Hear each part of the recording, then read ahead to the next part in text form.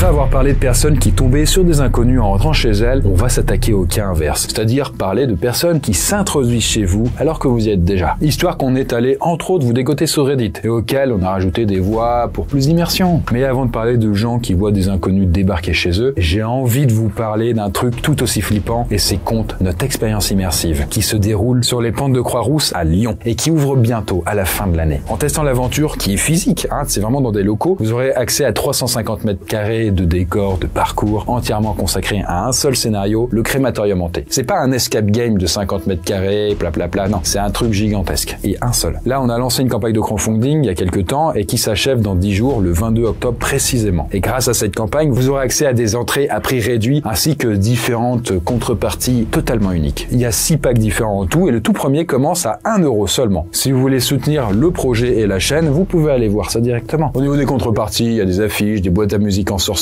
une étrange poupée qui sort d'on ne sait où. Et du coup, il y a même un pack VIP avec dedans la possibilité de visiter toutes les backstage de la chaîne, des locaux Conte et même de tourner votre propre vidéo Conte, comme je le fais là. Voilà, pour avoir plus d'infos, rendez-vous sur la page de la campagne, c'est en description. En tout cas, ça va être une aventure terrifiante qui va vous attendre dedans. C'est le but, un peu comme les histoires qu'on fait aujourd'hui. Et aujourd'hui, à travers 3 histoires inquiétantes, ou peut-être même étranges, ou peut-être même terrifiantes, eh bien nous allons voir des personnes qui n'avaient rien à foutre chez les personnes qui ont témoigné.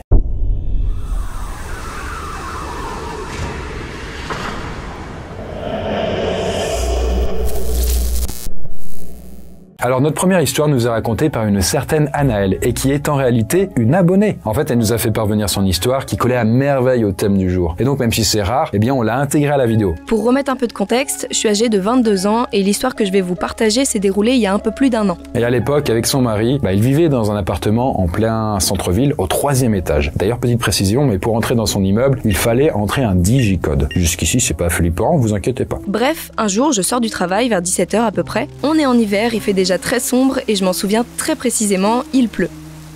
Alors elle se dépêche donc de rentrer chez elle et une fois arrivée, elle voit que la porte en bas de l'immeuble est ouverte. Alors certes, c'est pas non plus rare parce que quand les voisins montent leurs courses, la porte est ouverte logiquement. Mais c'est quand même assez perturbant pour qu'Anaëlle le remarque cette fois-là.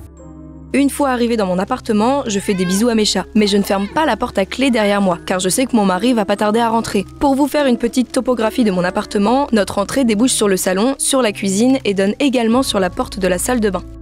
Anaëlle décide d'aller faire pipi et puis de prendre une douche avant l'arrivée de son mari. C'est un détail qui a son importance, ok? Et d'ailleurs, par réflexe, elle ferme toujours la porte à clé, car elle a peur, si on peut dire, que son mari entre quand elle est aux toilettes et d'avoir une image peu valorisante d'elle-même. Bref, je commence à prendre ma douche et au bout de quelques minutes, j'entends la porte d'entrée s'ouvrir. Mes chats miaulent 2-3 fois, puis plus rien. Alors sur le moment, Anaëlle va pas relever ça, mais avec le recul, ça aurait quand même dû la faire tilter. Car en fait, d'habitude, quand elle ou son mari rentre, les chats miaulent en boucle pour avoir de l'attention. Et pas genre 2-3 fois, non, c'est un concert de miaulement. Toujours dans la salle de bain, je me contente simplement de crier « Chérie, je suis à la douche !» Mais je ne reçois aucune réponse. Alors honnêtement, elle nous dit que ça ne l'inquiète pas plus que ça. Et en réalité, quand son mari rentre à la maison, il a toujours ses écouteurs dans les oreilles, avec bien évidemment la musique à fond. Quelques minutes plus tard, Anaëlle entend par contre taper à la porte de la salle de bain, avec insistance. Du coup, je crie à nouveau « Je suis sous la douche !» en criant un peu plus fort de façon un peu agacée. Sauf que ça continue de taper contre la porte. À ce moment-là, Anaëlle nous dit que son téléphone est posé sur le lavabo, juste en face de la douche. Donc, elle se dit qu'elle va passer un coup de fil à son mari, histoire de lui dire « Mais arrête de taper contre la porte, c'est nul. Ça n'a aucun sens, arrête. » Comme ça va arrêter sa musique dans ses écouteurs et il entendra au moins quand Anaëlle lui demande d'arrêter de défoncer la porte, quoi. Je l'appelle, je mets le haut-parleur, mais avant même de commencer à parler, j'entends des voitures et pas mal d'autres bruits de fond. Forcément, il est encore dans la rue. Alors un peu hésitante, elle lui demande s'il est déjà à la maison et il lui répond que non, et qu'il arrive que dans 5-10 minutes. Je lui réponds que ça me fait vraiment pas rire et je lui redemande s'il est bien à la maison. Sauf qu'il me répond à nouveau que non, il est vraiment pas à la maison. Là, ça connecte un peu dans mon cerveau parce que effectivement, j'entends des voitures en fond depuis le début. Donc il peut pas être dans l'appartement, mais ça signifie que la personne qui est en train de taper à la porte, à même pas 2 mètres d'elle, ce n'est pas son mari. Je lui dis alors de rentrer très rapidement, car il y a sans doute quelqu'un chez nous. Il a alors crié qu'il arrivait, le tout avec le haut-parleur toujours activé. Les coups contre la porte ont commencé à être de plus en plus forts et de plus en plus rapides. La porte de la salle de bain, très fine, tremble très fortement. Et juste en dessous de la porte, Anaëlle arrive surtout à voir l'ombre des chaussures de la personne. Et comme elle est toute nue en fait et sans défense, il faut qu'elle réussisse à choper une arme, quelque chose au cas où la porte cédait. J'ai alors pris mon coupe-sourcil, des sortes de petits ciseaux, en me disant que c'était mieux que rien. Et je suis retournée sous la douche. D'un coup, j'entends des bruits de pas très rapides, puis quelques secondes plus tard, la porte d'entrée qui claque violemment. Plus rien ne se passe et seulement 5 minutes plus tard, elle entend à nouveau la porte d'entrée s'ouvrir accompagnée de la voix de son mari. Il me dit de ne surtout pas sortir tant qu'il n'avait pas fouillé et sécurisé l'appartement. Au bout de quelques minutes qui m'ont paru une éternité, il me confirme que je peux sortir. D'ailleurs, une fois sortie de la salle de bain, elle remarque qu'il y a des traces de pas très sales entre l'entrée et l'endroit où elle était, et même de la boue à droite à gauche. Et elle voit aussi, également Anaëlle, que ses chats sont tétanisés. Du coup, clairement, elle sait qu'elle n'a pas rêvé ou inventé quoi que ce soit. Il y avait bien quelqu'un chez elle alors qu'elle était sous la douche. J'ai pas voulu porter plainte parce que j'en voyais pas l'intérêt. Notre immeuble et notre appartement n'étaient pas équipés de caméras et de toute façon mon mari avait touché toutes les poignées de porte, donc niveau empreinte, on repassera.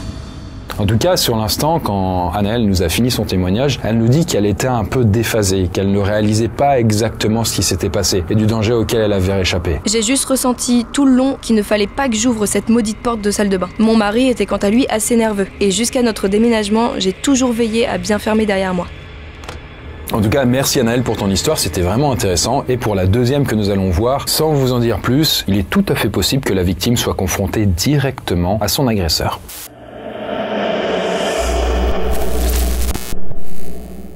Ce récit-là remonte à un peu plus de 6 ans et il nous est raconté par Kodak Panther, qu'on a renommé Kaya. À l'époque, en fait, c'est une fille, elle fait ses études dans une ville historique de taille moyenne en Floride. Alors c'est très loin de Miami, d'Orlando ou même de Tampa.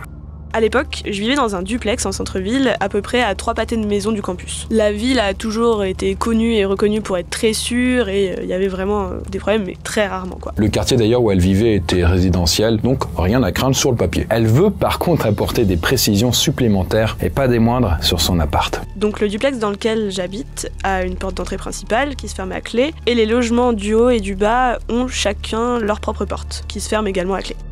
Et Kaya, de son côté, vit en bas avec une coloc. Et à l'étage, il y a 2 filles qu'elle connaît vite fait, sans savoir plus sur elle, quoi. Quand elles ont emménagé, on a par contre insisté sur le fait qu'il était très important pour nous qu'elles gardent la porte d'entrée principale fermée à clé, ce qui est normal pour éviter de se faire cambrioler, ce qu'elles ont totalement compris et qu'elles font tout le temps. Bref, le temps passe et concernant la nuit qui nous intéresse, à ce moment-là, Kaya est tranquillement à la maison avec sa colocataire, en train de fumer des petits pétous. Puis à un moment, elle entend frapper très fort à la porte. Et là, elle sursaute. Mais bon, elles comprennent sans doute que c'est les filles du dessus qui ont commandé des pizzas. Rien d'alarmant et on continue notre petite soirée jusqu'au milieu de la nuit et on va finalement se coucher, chacune dans sa chambre. Je passe encore un petit peu de temps sur mon PC, puis sur mon téléphone et je les fous à côté de moi dans le lit avant de fermer les yeux. Kaya se réveille, elle ne sait combien de temps après s'être endormie, et sans aucune raison. Pourquoi elle se réveille à ce moment-là plutôt qu'à un autre moment, elle ne sait pas. Par contre, cela dit, cette raison, elle va vite la découvrir, car en effet, elle aperçoit un homme se tenir au-dessus de son lit. Il me faut quelques secondes quand même pour comprendre ce qui se passe et pour réaliser que je suis pas en train de rêver. Et là, du coin de l'œil, je le vois bouger mon PC et mon téléphone pour les mettre je sais pas où, avant de tirer sur ma couette comme s'il allait essayer de se glisser dans le lit. Alors, Kaya à ce moment-là essaye de rester le plus calme possible, même s'il est clairement en train de lui arriver un truc fou. Et elle demande alors très calmement au mec qu'est-ce qu'il fout ici. Le problème, c'est que d'un côté, je suis confuse et de l'autre, toujours un peu défoncée quoi, vu ce qu'on s'était enfilé juste avant de dormir. La seule chose qu'il me dit, et à plusieurs reprises, c'est « j'essaye de me coucher ». Voilà, il faut qu'il se mette au lit. En tout cas, à ce moment-là, vu qu'elle réalise de plus en plus ce qui se passe, Kaya commence à paniquer. Car évidemment, elle pense au pire. Mais bêtement, elle espère juste que sa coloc a invité un gars de Tinder au hasard et qu'il s'est juste trompé de chambre. Ça peut arriver, hein. Et je continue quand même à lui demander en boucle qui il est, pourquoi il est là, et juste, il fait que répéter « j'essaie juste de me mettre au lit. Non, j'essaie juste de me mettre au lit. J'essaie juste de me mettre au lit. » J'ai un spray au poivre dans ma chambre et une espèce de mini taser, sauf qu'ils sont posés sur une étagère juste derrière le mec. C'est absolument impossible pour moi de les attraper vu qu'il est littéralement sur le chemin, et me lever d'un coup pour essayer de les choper était sans doute pour moi à ce moment-là la pire idée au monde.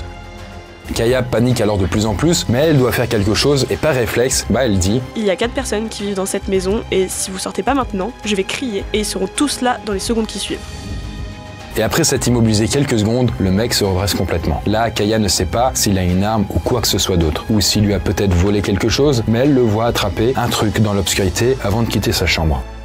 Dès qu'il a quitté ma chambre, je me suis ruée sur la porte, je l'ai verrouillée et j'ai essayé de trouver mon téléphone. Je l'ai trouvé de nulle part, mais j'ai vite compris qu'entre ma chambre et la porte d'entrée, il y a la chambre de ma coloc. Elle est encore plus terrifiée à l'idée que ce mec est peut-être allé dans la chambre de la coloc au lieu de partir. On sait pas, hein, il cherchait un endroit où dormir apparemment. Donc je prends mon taser, je récupère un couteau sur le chemin et je me dirige d'un pas sûr, si on peut dire, vers l'autre chambre. Là, elle ouvre la porte d'un coup et elle voit sa coloc profondément endormie et sans aucune trace du mec. Je la réveille quand même, je lui raconte la situation le plus vite possible et elle me demande si je suis sûre que c'est bien arrivé et si c'était pas un rêve. Là, Kaya se pose alors vraiment la question et visiblement, ce serait un drôle de cauchemar puisque en sortant de la chambre, elle voit que la porte d'entrée est grande ouverte. Donc, sauf si les cauchemars arrivent à déplacer les objets, ça semble un peu compliqué. Et c'est la fameuse porte d'entrée qui doit toujours être fermée. Je retourne alors très vite dans ma chambre pour chercher mon téléphone et je l'ai finalement trouvé caché sous une pile de vêtements à l'autre bout de la pièce. Je recours dans la chambre de ma coloc, on s'est barricadé et on a appelé le 911. En l'espace de quelques minutes, les voitures de police ont envahi leur rue. Là, ils leur crient de quitter rapidement la maison et de courir vers eux. À ce moment-là, faut bien vous imaginer, mais il y a environ une douzaine de keufs qui sont rentrés en courant et ont fouillé chaque centimètre carré de leur appart. Avant de réveiller également les filles à l'étage et de fouiller leur appartement pour s'assurer que l'homme était parti. Les flics m'ont alors demandé de poser plainte et de décrire le plus possible l'homme, mais à ce jour, je n'ai absolument jamais entendu parler de cette affaire. D'ailleurs, encore aujourd'hui, elle ne comprend toujours pas pourquoi il y a eu autant de policiers qui étaient venus et aussi vite, même si elle va pas s'en plaindre. A priori, pour un tel truc, on peut peut-être s'attendre à peut-être une voiture de police avec 2-3 keufs dedans un peu endormis. Bon alors les gars, il est où le méchant là? Les flics n'étaient pas comme ça. C'était plus, alors il est où? Ah, il est pas là. Bon on repart d'illico. Alors illico fresco, fresco illico. Je réalise aussi que j'ai été carrément chanceuse que ça se passe aussi bien, on va dire. Et honnêtement, encore aujourd'hui, ses intentions, je les connais pas, mais elles me terrifie. D'ailleurs, aujourd'hui, le fait que cet homme court peut-être encore dans la nature, parce que les flics ne l'ont pas arrêté, c'est clairement effrayant. Et elle se dit que peut-être quelqu'un d'autre, dans ce quartier ou ailleurs, a peut-être vécu une histoire aussi terrifiante qu'elle. Je sais pas si ce mec était drogué, s'il était malade mental, ou s'il avait vraiment des mauvaises intentions. Mais comme il a jamais été arrêté, je le saurai jamais, et mon esprit sera toujours en train d'imaginer le pire. Et pour la troisième et dernière histoire, là, c'est sans le savoir, la victime a invité l'intrus à s'introduire chez elle.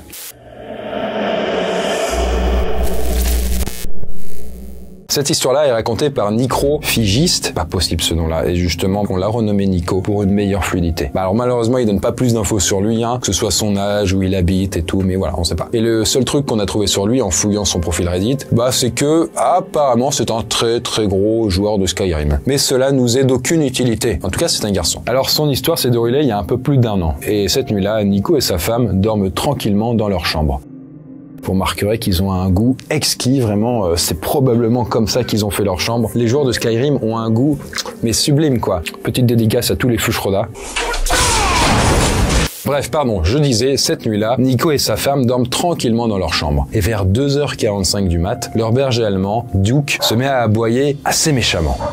D'ailleurs, voici la photo du toutou qu'on a pu trouver sur son profil. Je l'avais jamais entendu aboyer de la sorte depuis que je l'ai, donc je me suis dit qu'il y avait quelque chose qui allait pas. Alors du coup, dans le doute, il décide de se lever pour voir si tout est ok, mais en se levant et en cherchant à tâton son téléphone sur la table de nuit, il renverse le verre de flotte qu'il avait posé ici. Du coup voilà, donc il y a de l'eau par terre et tout, donc là il sort pour aller tout nettoyer avant d'aller voir Duke. Entre-temps, Duke s'est arrêté, donc je me dis qu'il avait sans doute eu peur de la pluie qui tombait super fort cette nuit-là, ou peut-être d'un éclair. Et je décide de me remettre au lit. Mais quelques minutes plus tard, alors qu'il n'a pas encore eu vraiment le temps de se rendormir, son chien, Duke, recommence à aboyer méchamment. Ma femme alors commençait à paniquer pour de bon, et elle allume la lampe de chevet. On reste au lit là quelques secondes, sans trop bouger, avec une curieuse sensation de peur partagée qui sort de nulle part. Et là, ils entendent en même temps leur porte moustiquaire s'ouvrir. En gros, vous voyez, c'est une sorte de porte supplémentaire devant la vraie porte d'entrée, qui permet d'aérer la maison l'été sans faire entrer les insectes la nuit. Et dans la foulée, on entend le bruit de notre poignée de porte tourner. Mais la porte est verrouillée, donc il est impossible de rentrer par là. Dans la foulée, la porte moustiquaire claque, puis plus rien. À ce moment-là, le couple est vraiment dans un état de panique. Là, Nico, dans un premier temps, se lève pour aller regarder par la fenêtre. D'ailleurs, il nous précise que sa maison a une forme un peu particulière, en forme de U, vous voyez. Donc, en fait, de la chambre, ils arrivent à voir un petit morceau de leur garage qui est pas loin de la porte d'entrée. Elle commence alors à fixer intensément cette partie de la maison, et après quelques secondes, elle me dit qu'elle vient de voir une silhouette.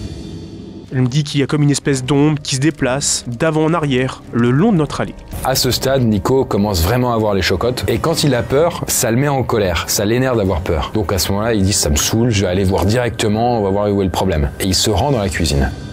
Je me dis que si Duke aboie et que si en plus le mec comprend qu'il y a quelqu'un de réveillé, il va sans doute se barrer. À ce moment-là, je sais pas trop quoi faire et je continue de paniquer. Donc il décide d'aller regarder dans le garage et là il ouvre la porte qui donne sur l'extérieur grâce à un bouton. Sauf qu'à ce moment-là il se rend compte qu'il est pieds nus et qu'il peut pas sortir comme ça. Donc il fait demi-tour pour aller récupérer ses chaussures. Duke me suit à la trace pendant tout ce temps. Et une fois mes chaussures mises, je retourne au garage. Et c'est là que je me rends compte qu'ouvrir la porte du garage pour faire demi-tour était l'idée la plus conne possible. Car maintenant, y a un type qui se trouve sur le pas de sa cuisine, qui est bien sûr rentré par le garage. Et quand il voit la silhouette de ce mec rentrer, elle est clairement impressionnante, puisque ce type fait quasiment 2 mètres de haut pour peut-être 100 kilos. Il a de la boue sur le visage, il sent aussi un peu la merde. Bref, il a dû se prendre les pieds quelque part en essayant de s'introduire chez eux. Le gars est plutôt bien habillé, il a pas du tout l'air d'un SDF. Surtout qu'en plus on habite dans un quartier assez huppé de la ville et les sans-abri ne sont pas courants dans le coin. Là, Nico s'approche alors de lui sans vraiment savoir pourquoi. C'est comme si son corps avait agi tout seul. Il a alors l'impression que le type, qui vient de rentrer chez lui, essaie d'enlever sa veste et ses chaussures. Ce qui paraît très bizarre parce que personne l'y a invité quoi. Pourquoi pas boire un café aussi? Je lui hurle alors de dégager de chez moi alors que Duke est à côté de moi, aux aguets, toujours en train d'aboyer très très fort. Le mec commence alors à marmonner quelque chose, mais je comprends rien. Il recule alors de quelque part en continuant à parler à voix basse. Nico lui recrie dessus en lui disant qu'il est 3h du matin et qu'il a rien à faire chez lui. Et à ce moment-là, en fait, juste pour vous dire, Nico rentre dans un mécanisme un peu bizarre, c'est que plus il a peur, plus il est énervé, et plus il est énervé, plus il se rapproche du mec. Et donc, au bout d'un moment, il est vraiment face à face avec lui, et alors qu'il est vraiment à quelques centimètres, il le pousse directement par terre. Il se relève alors, se dirige vers le garage, il marque un petit temps d'arrêt, puis finalement, il quitte ma maison. Nico va alors appuyer sur le bouton pour refermer la porte du garage et puis juste après il appelle les flics. La police arrive finalement quelques temps plus tard et après avoir pris sa déposition, les policiers lui indiquent qu'en vrai il y a pas mal de drogués dans la région qui sont connus pour faire ce genre de choses. Le problème, c'est que ces mecs-là correspondent pas du tout à la description du type que j'ai décrit. Bon, sans surprise, je suis pas arrivé à dormir les nuits suivantes et j'ai enchaîné les nuits blanches. Je ne sais pas ce que ce type voulait. Peut-être qu'il a cru que c'était sa maison, qu'il a commencé à enlever ses chaussures, sa veste, comme s'il s'installait. En tout cas, Nico a eu beaucoup de chance que l'autre ne soit pas violent, ni même armé. Si je suis arrivé à le faire tomber et du coup partir, c'est sans doute parce qu'il était dans un état second.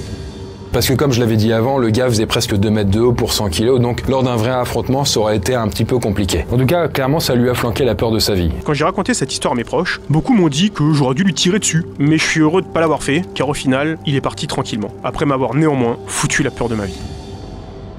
C'est vrai que c'est allé quand même assez loin. Et peut-être qu'il aurait dû lui faire un certain Fuchroda. En tout cas, voilà pour ces 3 histoires qui font clairement froid dans le dos. Si quelque chose vous est déjà arrivé, même de loin, mais c'était moins flippant, parlez-en en commentaire, ça fait toujours plaisir. D'ailleurs, j'en profite pour rappeler juste avant de partir que les préventes de comptes sur mon expérience horrifique réelle qui se passe à Lyon sont actuellement ouvertes. Allez checker la campagne, profitez-en, il y a différentes contreparties. Vous avez des places à tarif réduit, donc faites-vous plaisir pour vous et vos amis, quoi. Et nous, on se retrouve tout simplement dans la prochaine vidéo.